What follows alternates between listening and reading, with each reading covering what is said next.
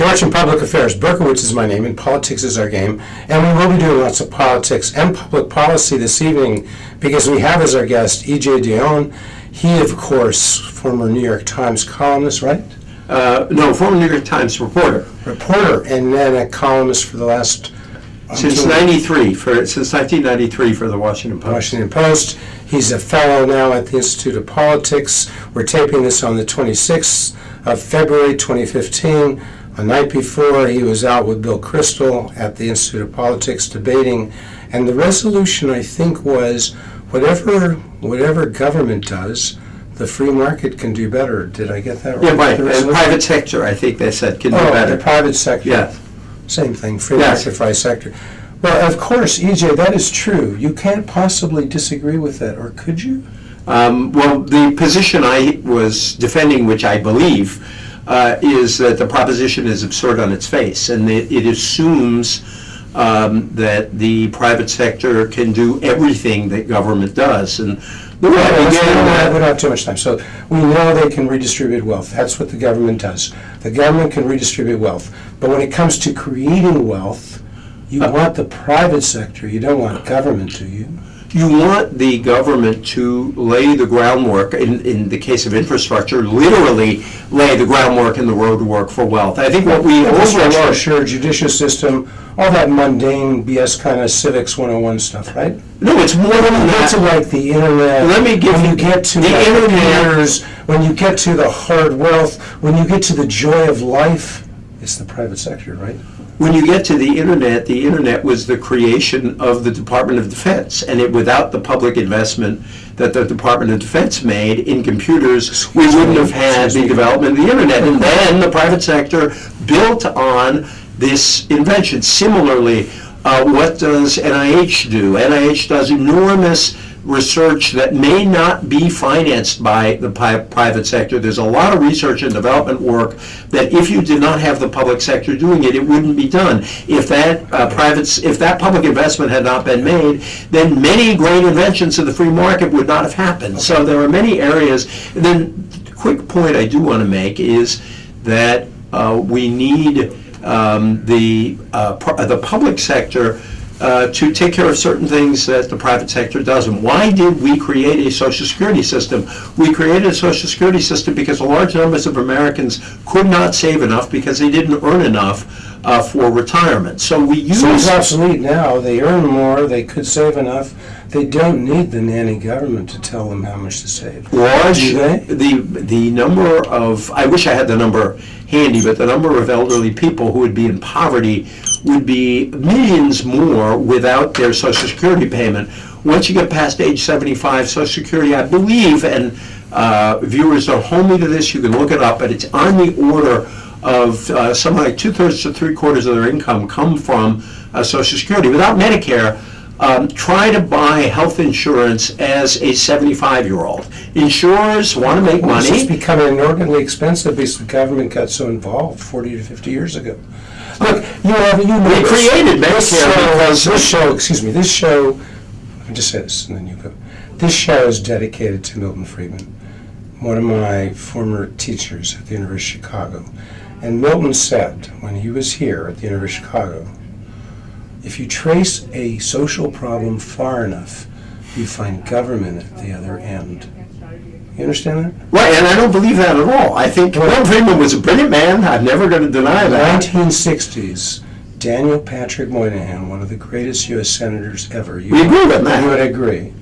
In the 60s, when he was working, I guess then, was he working for Nixon then, I guess? In the late, he worked for Nixon from 69 to 71. So I spoke with the wrong date. Late 60s, when he was working there, remember what he did? He saw the, great man, he could foresee the decline of the black family due to the American welfare system that forced black men to leave if they wanted to get any welfare money. That's not what Moynihan said. That's not what Moynihan said. Before you correct me, let me just finish. So Moynihan said he could see that happening. He could see this a massive involvement of the government in destroying the black family. And he said, what we need is some benign neglect. If the government will stay away, this social problem that is about to happen over the next 40 years won't happen, but the government didn't stay away. We had the Great Society, we had the war on poverty. Look, Daniel Patrick, let's set the record straight about Daniel Patrick Moynihan. Daniel Patrick Moynihan wrote the Family Assistance Program for Richard Nixon, which never passed the Congress, which was designed to provide, through the federal government, a guaranteed income for poor Americans. When Moynihan was talking about benign Which is a good neglect, idea. Milton Friedman had negative income tax. Give people cash. Give them cash. Let them be self-reliant. Help the poor. Friedman, Daniel Patrick Moynihan. Right, but this is Jeff Berkowitz, we all agree on this, right? Right, but this is a substantial use of the state. And Moynihan, when he was talking about the breakdown of the African American family, and by the way, that family breakdown is now past. It's not simply, you can't talk about that in terms of the African American family anymore. We have real family problems across. Predominantly in the African American. Well, Moynihan was talking at that time about that. I just want to make that point. He was not arguing in benign neglect was more, let us talk less about racial problems. He wasn't talking about the government ignoring it. Moynihan was a great advocate of public employment as an alternative for people who couldn't find private sector work. So, but the proposition again, to go back to where we started, where anything that the government does, the private sector can do better. If you go from the very beginning of the Republic to Henry Clay's internal improvements, building roads, bridges, canals that bound the nation together, we needed the government investment to do that. The creation of land. It was such a great time when the government was restricted to what they could do well, infrastructure, internal, what'd you say? Internal improvements. It's a better word. It was so much better, that world. Now the government, you missed this last night. There was a 20% figure thrown out for government. I don't know why Kristol let you get away with it. The number is 50%. If you count up federal government, state spending... No, it's below 40, actually. I think it's 50. It's around 40, a little less. Every dollar somebody earns, government, the collective government, which is just people, reaches in and takes it out of your pocket. Can think of the enormous incentive. Back in the day, when we started this country, you might earn $1 and you get to keep 90 cents of the dollar. Now you get to keep 50 cents. Back in the... Does that seem fair? EJ, does that seem fair? Well, 50 cents goes to somebody else. You get 50. Well, it's 40. It's about 40% of GDP, and I think it's actually below 40%. So it's not at 50%. David Axelrod, and he can resolve it in a fair way, I'm sure. But the question is, what do you get for what you spend on the government? And the biggest expenditures of the government right now are for Social Security and Medicare. I have a mother-in-law who worked very hard all her life and I love very much, and I am perfectly happy to pay my tax money for her and people like her. National defense takes a very big chunk of it. We can argue about how high the defense budget should be, but I think in principle we agree we need a national defense. And I could go down a list of public investments that my children go to public schools. There are great public universities in this nation that have given people college degrees at a much lower cost than they would pay at a private university. We get something back for this. Now, if you want to have an argument about can government be run better, I think it's actually an obligation of progressives who believe in government to make it run better. Can government do a better job on how it hires people? I think it could do a better job on all these things. But we would not want to give up the public goods that government creates, and the private sector could not survive and prosper if the government did not create some of these public goods. One quick example, and I know you're going to have to run. One quick example. If we would get the government to do more financing of things and less providing, take education, K through 12 education. If we could have competition there, you want to say everybody should have a chance at K through 12 education. I understand that. Let's have the government finance it. So we don't even get into political problems. Take it just the way it is now. Some areas get more, some less. That might be unfair. We can't change that overnight. But if we can introduce competition by saying every parent, for instance, in the Chicago public schools, you're visiting here in Chicago, you may not know that we spend $15,000 per kid per year in the Chicago public schools. if every parent who wanted to take that money, and if they were happy with their public school, I say, you put the $15,000 in the backpack. And if they want to keep the kid there, the backpack stays there, the kid stays there, the cash stays there. No change. The parent had the chance to leave the public school, the parent chose not to. But if the parent wants to take the kid and go to a private school of their choice, because right now only 25% of the black kids in 4th grade in CPS read at grade level. So if one of those black parents wants a chance to get their kids learning how to read, they go out of the public school to the private school. Out goes the kid, out goes the backpack, out goes the cash. Competition occurs. Do you understand? Competition occurs, and yet you have the financing done by the government. That's their fort. That's their strength. Make sure everybody gets a fair shot. Would you agree with me on school vouchers, school choice? I don't agree on school vouchers and school choice. I have some sympathy for vouchers for low-income parents as a safety valve. So do that for the low-income parents. I'll tell you, I have always found myself arguing the opposite side of this debate whenever I was confronted by it. Because if somebody says, whoever I'm arguing with, I tend to argue the other side. And the reason is as follows. My fundamental concern is how do you create a good public school system? And I don't think there is an alternative in the end to making the public system work. And we certainly managed to make it work. You and I agree on that. There's no way to make the public No, there's no alternative but to make the public system work. And all these private schools, they're not. That supply is not nearly is not big enough. Demand creates its own supply. If we give people this purchasing power, I will get the supply. Building a school, as we are learning, there are some great charter schools out there. There are a lot of failing charter schools out there. They're both kinds.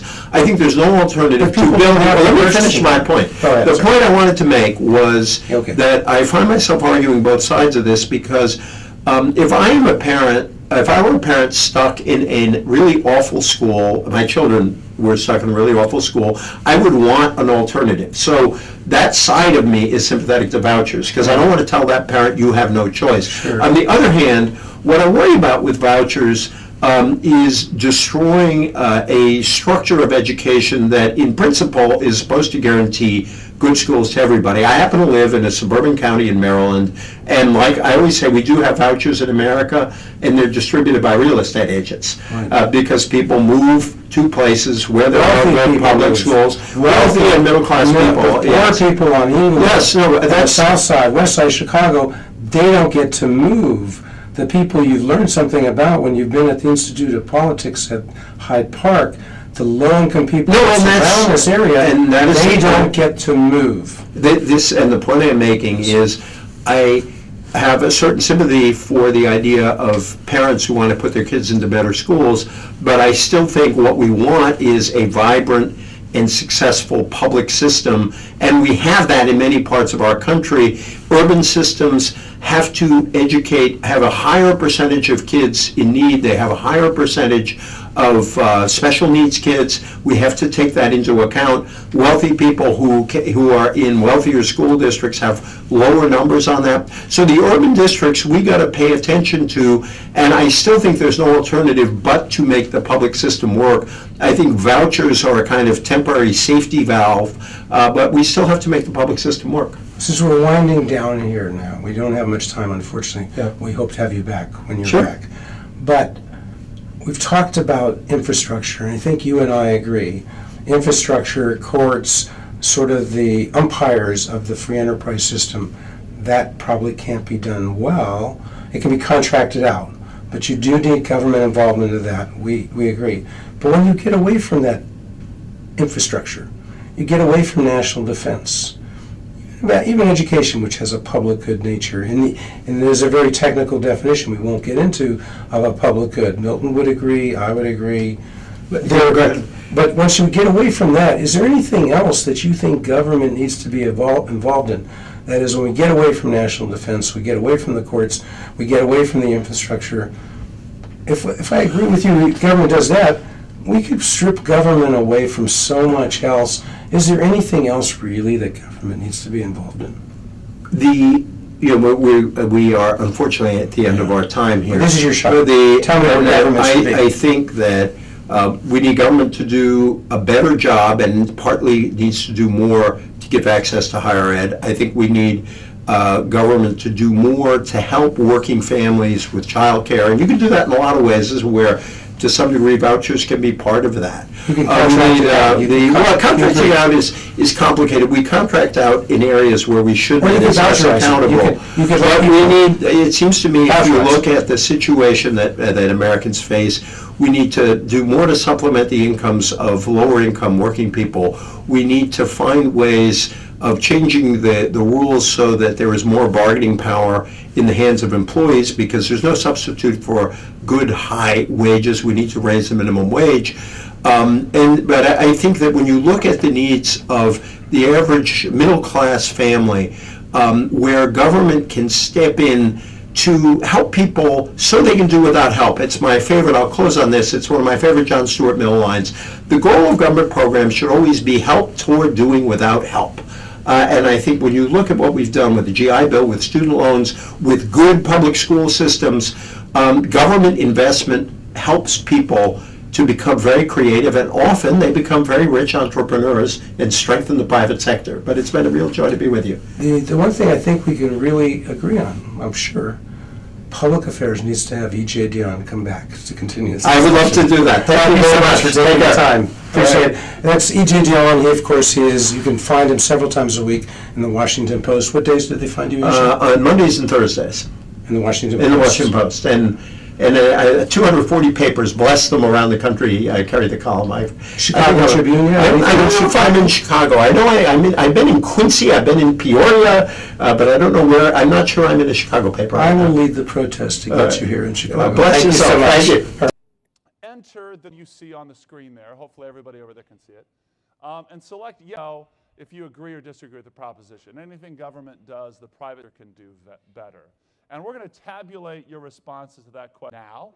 At the conclusion of this exchange, we'll have you go back and share your thoughts at that moment as well. I should say that what we want now is your opinion on the proposition. What we hope is that you actually evaluate the quality of the argument. So your opinion, recognize, may not have changed, but we hope that you will give some credit to the thoughtfulness of the ideas and support that Bill and EJ have brought to the proposition at hand. So without further ado, as you go ahead and vote, I'm to turn the floor over to Bill Kristol. And as I do, please giving him a warm round of applause. Bill, thank you so much for being here. Thank you, Steve. Fellow fans of the private sector. Well, you must be. We're here at the University of Chicago. We're a private university. We're going to go back from here to maybe have a bite on the way home at a privately held and operated restaurant or cafe. You're going to go to your private, I suppose. And many of you probably have private cars.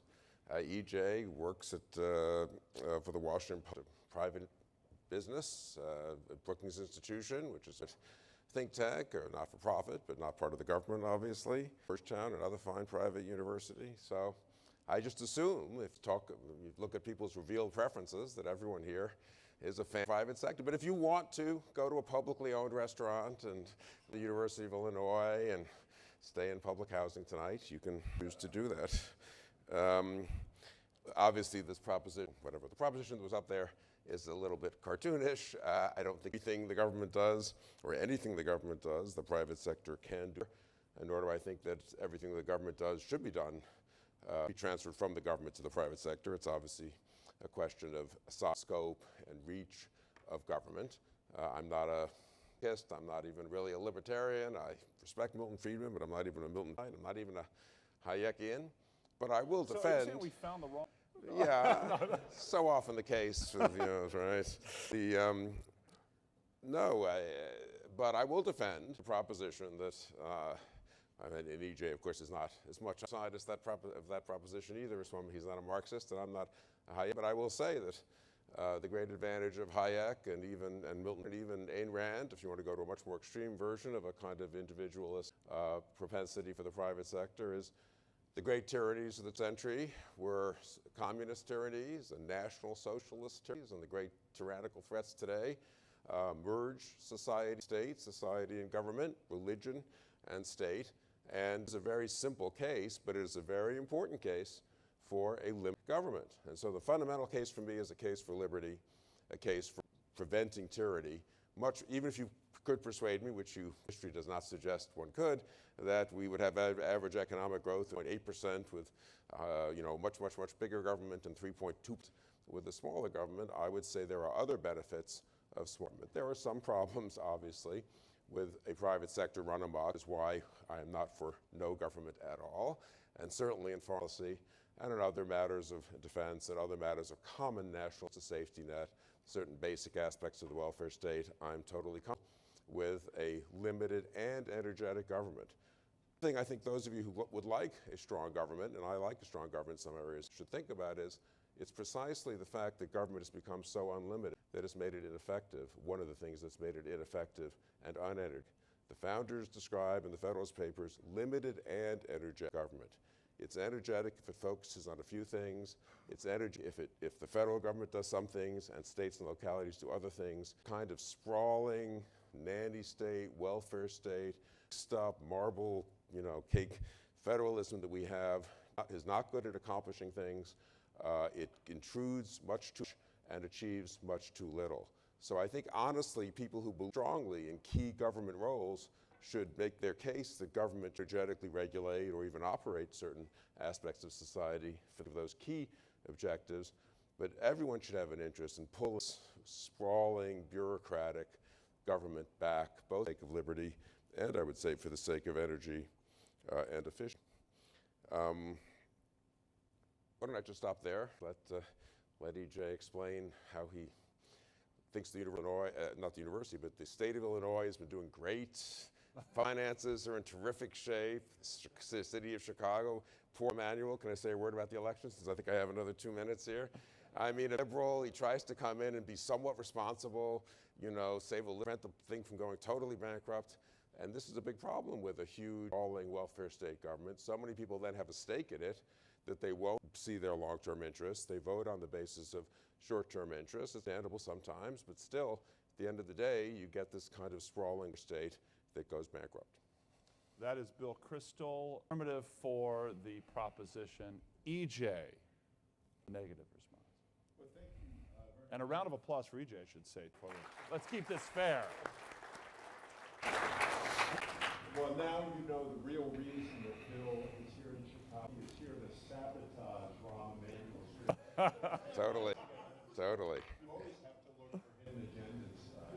If you would just, please do tweet out, notorious con William Kristol supports Rahm Emanuel enthusiastically. That would be just repayment for Obamacare. It is Kristol. I always say that he is the most gracious person I know who also wants the United States to be at war simultaneously with as many countries as possible. And also is determined to stop any efforts to extend health insurance coverage. But it is fun to be with him. So this is Chicago, and so I hope that the people in the room will cast at least 200 more votes at the debate than you've cast already. Well, in a sense, I don't have to say anything because Bill has already conceded the core proposition, which is he can't possibly believe that proposition. None of us can possibly believe that position. But the question is about our attitude toward government. One of my favorite stories on this comes from Senator Fritz Hollings. And if I could do a really Fritz Hollings imitation, any of you remember him, this Southern accent, I think if I could do a good imitation, you wouldn't understand a word I said. Fritz Hollings very famously spoke of a man encountered in 1984 who had fought for our country in World War II, gone to college on the GI Bill, started a business with a small business administration loan, bought a house with some help from both FHA and the GI Bill.